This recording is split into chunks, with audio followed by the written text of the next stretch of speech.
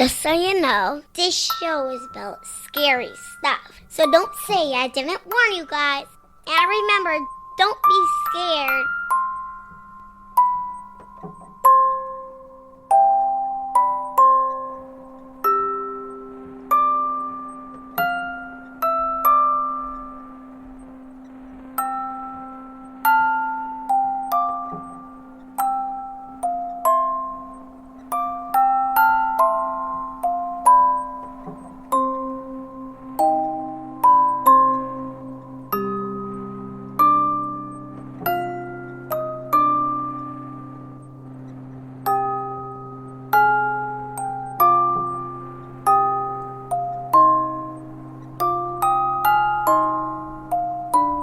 Episode 135, Missing. War Baby here with another episode of Murderous Minors.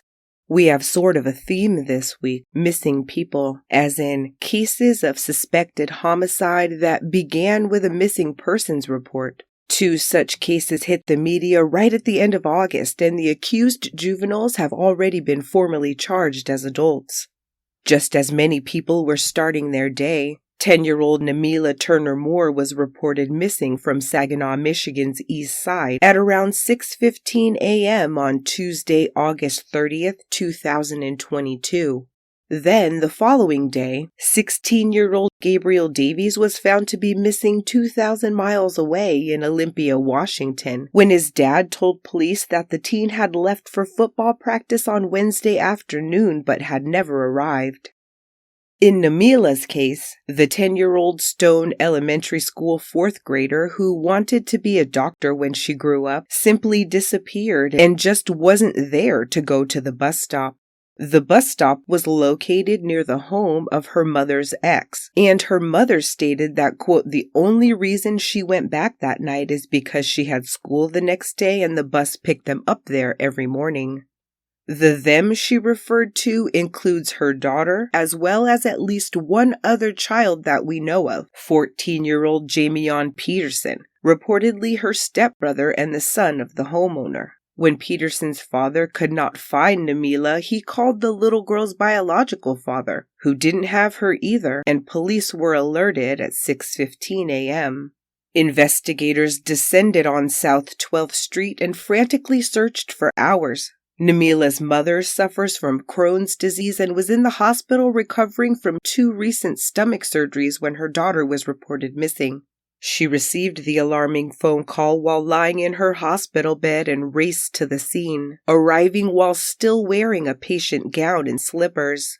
The devastated mother, who just had twins 4 months ago, told MLive.com that, quote, as soon as I made it to the scene is when they found her. According to police, quote, law enforcement started searching the area and unfortunately located her body a short distance away from the home. By 11 a.m., Namila had been found in an overgrown lot at the end of South 12th and Ansley Streets, and police are saying that they believe that she was killed there. They don't think any weapons were used, and there's no evidence thus far of any sexual assault. Soon after, Namila's stepbrother was arrested on suspicion of her murder. By Wednesday morning, August 31st, 2022, 14-year-old Jameion Peterson was in custody. Namila's mother and Peterson's one-time stepmother told the media, quote, I put clothes on his back. He was like another child of mine. I would have never thought he would have done nothing like this. But then again, you can't put nothing past nobody and you can't judge a book by its cover. Her mother wanted everyone to know that, quote, my baby was everything. She was jolly, smiley-faced, she had personality. She had so many friends. Everybody wanted to be around her. She just wanted to love on her sisters and brothers because she knew she was the oldest. She just was lovable and she just wanted them in her face all the time. Namila was just 20 days away from her 11th birthday, September 18th, 2022, which is also a significant date for long-term Saginaw residents because it also happens to be the 30th anniversary of the day another little girl from that neighborhood went missing. According to Cole Waterman at MLive.com, 8-year-old Shamonica Brown lived near the overgrown lot at 12th and Ansley in the early 1990s, and on September 18, 1992, she went missing from the playground where she was hanging out with her friends. 4 days later, her lifeless body was discovered near the entrance of a Catholic church on 13th Street. She was found in a planter concealed by the bush. No one was ever arrested for Shamonica's murder, and the only persons of interest police ever had have long since died. One of them within months of the murder in 1992, and the other over 10 years later, in 2003. Peterson has been charged with open murder, which means he can be convicted of first or second-degree murder, and those charges automatically place the minor in adult court per Michigan law. A first-degree murder conviction would result in a life without parole sentence, while a second-degree conviction would see him sentenced to life with the possibility of parole. That's what's been released so far, and Peterson has a preliminary hearing set for September 21st, 2022. I've included the link for the GoFundMe for Namila's family in the show notes and on Twitter at KillerKidsPod. As I was following Peterson's Michigan arrest, it became public that a 16-year-old Olympia, Washington high school student was missing. Here's Thurston County Sheriff John Snaza. About 5:30, we received a report of an abandoned vehicle at the 16,100 block of Tilley Road. And it was reported that keys were in the ignition and the driver's side door was open. We had deputies respond to the area, do a vehicle registration check, and we learned that calling the registered owner said that his son was supposed to be at football practice. So at that time, there was no juvenile around the vehicle, so we conducted a search via using Washington State Patrol Aviation Unit, who conducted a search of the area, and then we also used our canine to check around the vehicle as well to see if we could pick up a scent of an individual leaving that area. During that whole time, we also received phone calls of a male walking north on Tilley Road towards Miller-Sylvania State Park. We had about 5 or 6 reports, and one individual even said that he had spoke to the male individual who said that he was fine. We had detectives and FBI respond to the registered owner's address to talk to the family members, and during that time we were contacted by Pierce County Sheriff's Office for other investigations and interests. Investigators searched Davies' room for clues as to his whereabouts and did see a 9mm shell casing at the time, but didn't find it relevant to that investigation. The search continued into the following morning, Thursday, September 1st, which was the same morning that deputies in neighboring Pierce County got a call requesting a welfare check be done on 51-year-old Daniel McCaw, who hadn't shown up for work for his past 4 shifts. According to the declaration of probable cause filed on September 6, authorities also learned from the caller that the missing man had been in a long-term relationship with the mother of Gabriel Davies, the teen from the nearby county who'd been missing since the previous afternoon. Deputies smelled the odor of decomposition upon arrival and forced entry into the Orting, Washington home, where the man was found deceased in his laundry room, on the floor and surrounded by a large quantity of blood. 1 .45 caliber shell casing, 1 9mm shell casing, and 1 live .45 caliber round were ultimately located, as well as, quote, blood spatter patterns on the wall, while not completely analyzed at the time, were consistent with cast-off blood and with homicidal violence. No gun was found around Daniel, meaning that he didn't shoot himself, and 2 guns were presumed to be missing from the home because 2 empty holsters were found, indicating that 2 people and 2 guns were most likely going to be involved. A home surveillance system with a digital video recorder was also collected from the scene and would be integral to the investigation. The medical examiner has so far determined that Daniel McCaw had a bullet hole roughly 3 inches behind his right ear, as well as a second bullet in his abdomen. He had 9 presumed stab wounds. 1 was found in his right shoulder, 1 was found in his left armpit, and 7 were found in his chest. Daniel's boss wasn't the only individual to connect the deceased man to Gabriel Davies, because the father of the teen's best friend also alerted authorities to a connection between the two. The probable cause document states that the father of 16-year-old Justin Yoon, quote, claimed to have information regarding a homicide involving Davies that occurred in Pierce County. Given what they knew from McCaw's boss, they realized what this crime probably was: the violent death of the man they discovered earlier that morning. Davies was still missing, and his family was interviewed as part of that investigation, giving police vital information regarding his movements over the previous week. They told police that the weekend before, which was August 27th and 28th, they had gone to Panther Lake in Mason County, Washington, and stayed in a cabin with the family of Davies' best friend, the Yoons. The court document states that, quote, family members reported that Yoon and Davies had left the cabin on August 28th a little after midnight and returned to the cabin at about 6:30 a.m. They left the Panther Lake location again at about 11:45 a.m. and did not return. Later on the same day that Daniel McCaw was found murdered, Davies was finally located by deputies on Thursday, September 1st at 10 p.m., about 3 miles from where his truck was found abandoned. Later that evening, he showed up around the 13,000 block of Tilley Road later on Thursday evening, the 1st. Court documents indicate that, quote, Gabriel Davies initially told a detective that he could not remember what had happened to him or where he had been during his disappearance. When Davies was located, he was wearing shorts but did not have on a shirt, shoes, or socks. Thurston County Sheriff's detectives noted, however, that Davies had no injuries to his feet or lower extremities that would be consistent with having been walking through the woods for the 36 hours that he had been missing.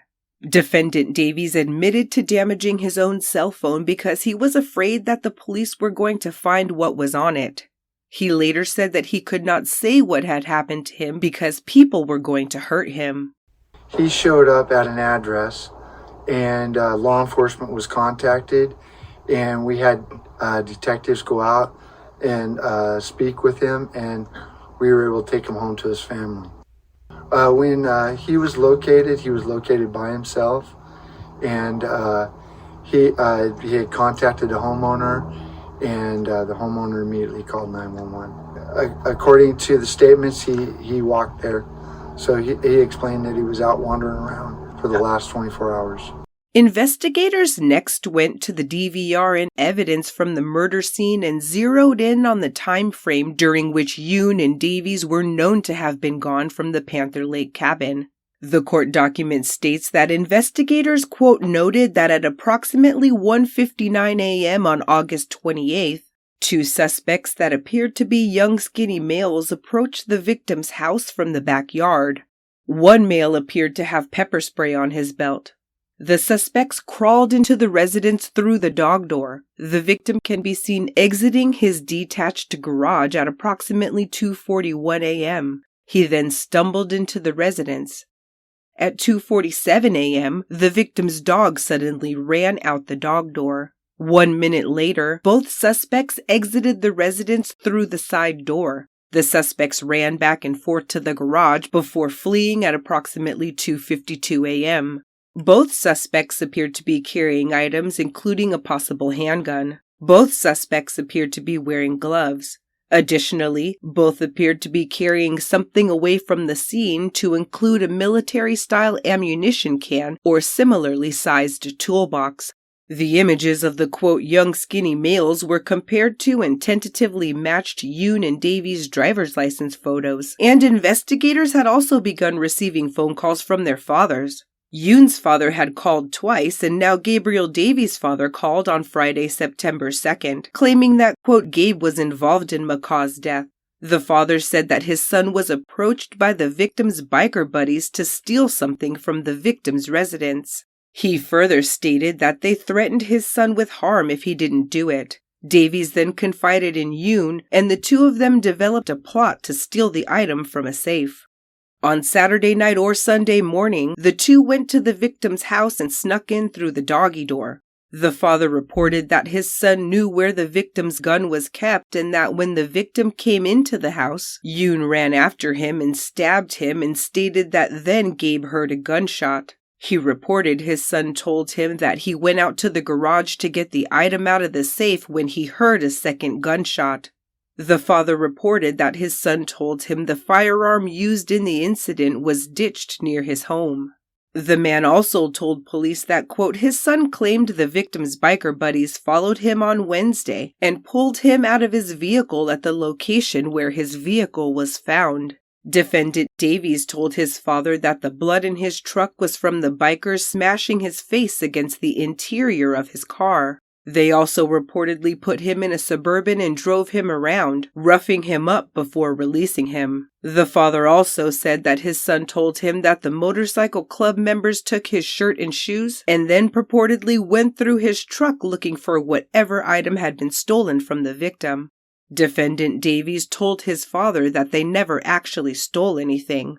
Investigators executed a search warrant on both teens' homes and arrested them on suspicion of murder at around 8 p.m. on Friday, September 2nd, 2022. A shocking twist in this missing person story that sent social media into a frenzy. No further details were made public until after Labor Day when Yoon and Davies went to court and were charged as adults with first-degree murder, second-degree murder, first-degree burglary, and 2 counts of second-degree unlawful possession of a firearm.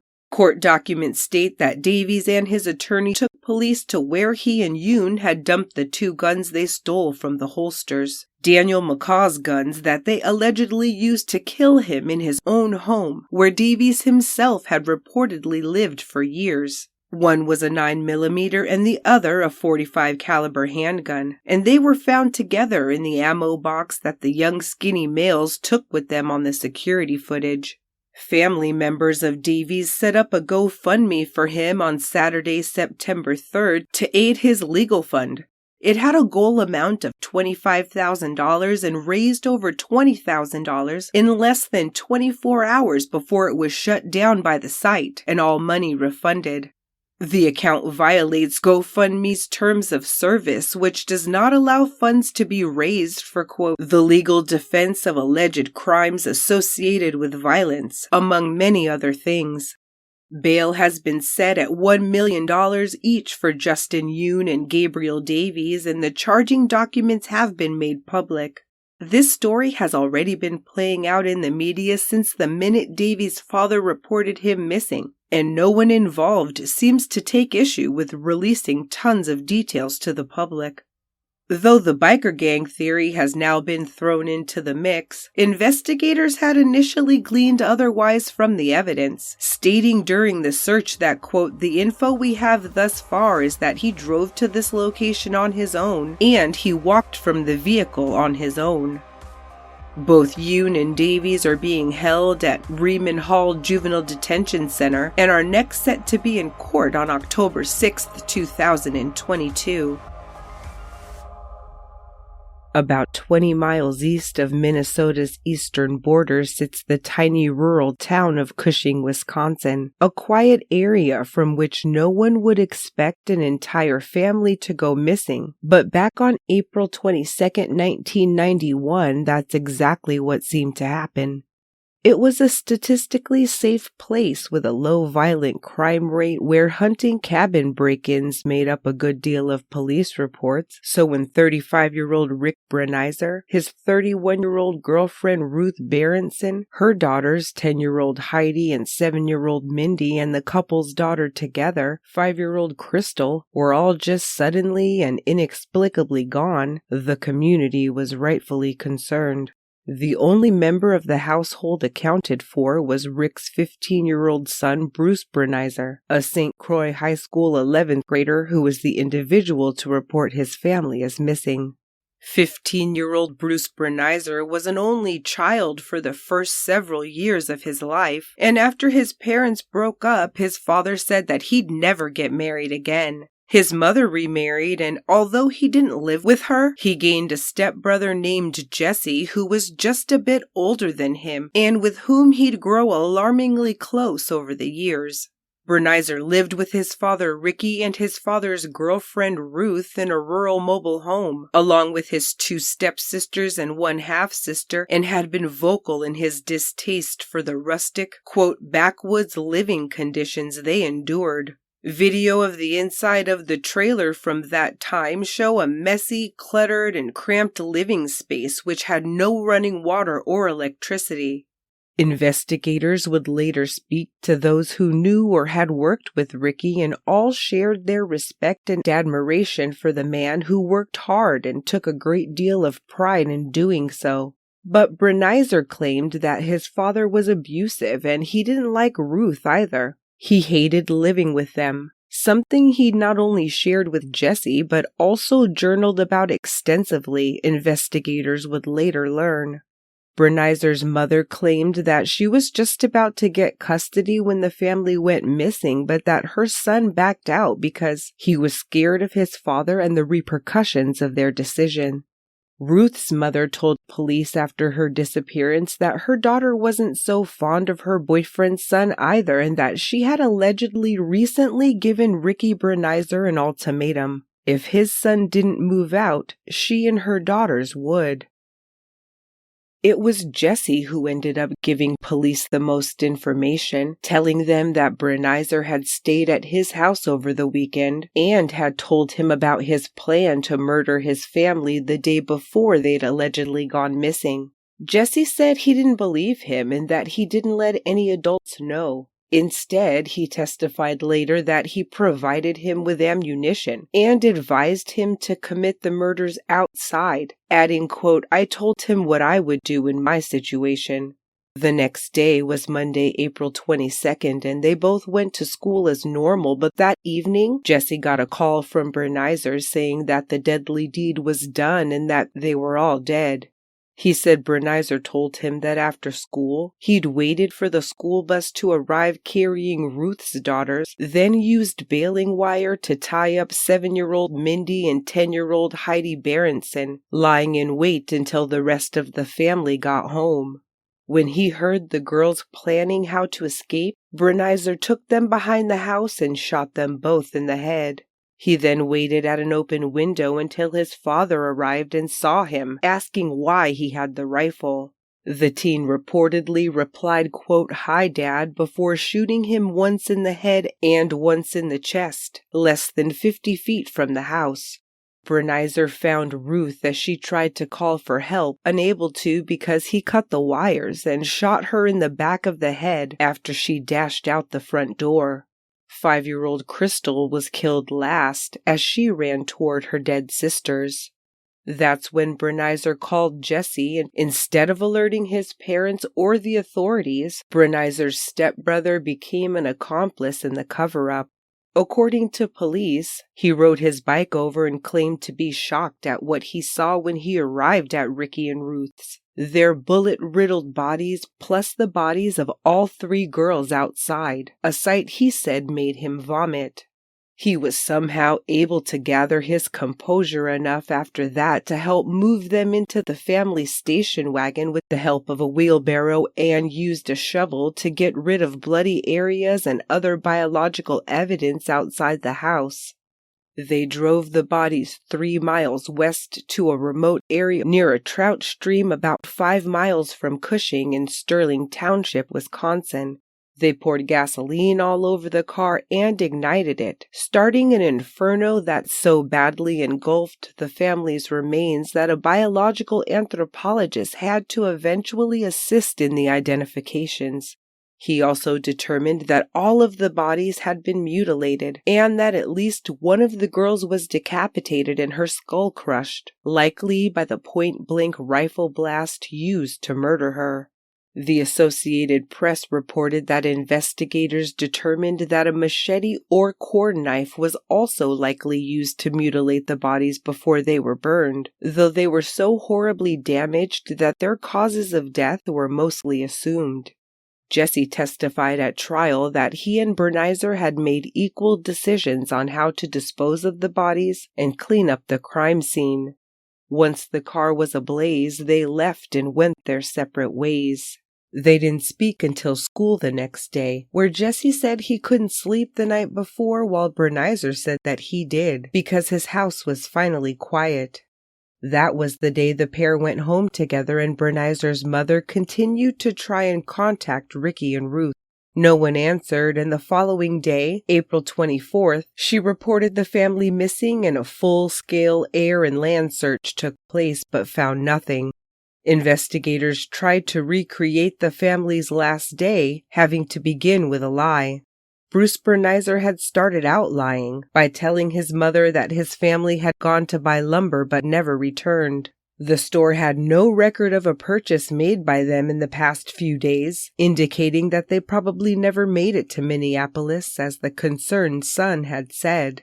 Once they waded through the residence, investigators found no evidence of foul play, and all the while, those in Cushing and Sterling Township were doing all they could to make sure that the young lone survivor was all right.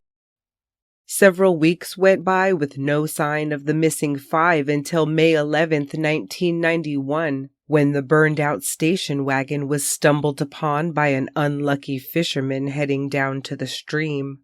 According to Jesse, they had just been back at the car within the last few days because Brenizer wanted to make sure that the bodies had been sufficiently destroyed. Jesse admitted to holding a duffel bag into which his stepbrother placed a small skull and other bone fragments he had shoveled from the car. The vehicle's condition made it extremely difficult for an immediate identification of the victims to take place, and teeth had to be used to identify Ricky and Ruth definitively, while the remains of 3 children whose age ranges matched their daughters were also found. Investigators concluded that the family had been murdered before they were driven there, and that the fire was arson designed to destroy evidence. The media had been mumbling under their breath since the station wagon was found that the family could have fallen victim to satanic sacrifice because of the fire, and since some graffiti had cropped up in Polk County. The message, quote, "Devil worship, death by fire," had been spray painted on the wall of a Masonic temple roughly 30 miles away, but it was investigated, and no ties to a satanic cult were ever found. All contacts of the family and of Bruce Brenizer were interviewed too, to try and find some motives or enemies, but nothing about Ricky or Ruth's lives seemed likely to spawn revenge murder. As far as what had been going on in recent days, Jesse's girlfriend told investigators that tensions were high between the stepbrothers, and it was only getting worse as they spoke to more and more of their friends and family. The girlfriend also said when questioned that she heard them talking about the deaths as though they knew exactly what had happened. The more interviews they did, the more suspicious detectives got, as Brenizer's friends described him selling off his family's possessions, bragging about now having 3 cars and spending his father's coin collection at the arcade. They went to Brenizer's mother's house in St. Croix Falls to interview Jesse 1 week after the bodies had been found. He was immediately defensive, and his father ended up telling police that they weren't going to speak to them anymore without a lawyer present. A few hours later, Jesse, his dad, and his new attorney turned up and told them everything he allegedly knew about what had happened to Ricky, Ruth, and the girls. He gave them details that hadn't been released in the media, and once they were confident that he hadn't helped with the actual murders, they offered him immunity and requested he lead them to crucial evidence. When detectives got a warrant and searched Jesse's home, they found Brenizer's journal in which he'd written that he wished his father was dead. This gave them enough evidence to arrest Bruce Brenizer for the murder of his 5 family members. Jesse led them to the station wagon's buried license plates behind his barn and the duffel bag they'd buried by the burn pit near the cornfield. The personalized .30-30 caliber lever-action Marlin rifle used in the killings was retrieved from a pond by the highway, where Jesse had told Brenizer to throw it. A bullet from the scene ended up matching the suspected murder weapon, and other evidence there such as bone fragments, teeth, and blood corroborated Jesse's version of events. Brenizer said nothing when he was arrested and transferred to juvenile detention, which shocked his small community. He was soon charged as an adult, and a few months later, in September 1991, his attorneys appealed that decision, finally revealing in their filing some sort of motivation for the murders. In the brief sent to the Wisconsin Court of Appeals, his attorney wrote, quote, "It was the culmination of a lifetime of abuse. He was ashamed of his home life and hated living with his father. The motive for the killings was self-preservation. He called his client the victim of, quote, classic abusers who took their problems and their anger out on him and forced him to live in a home with no electricity or functioning plumbing."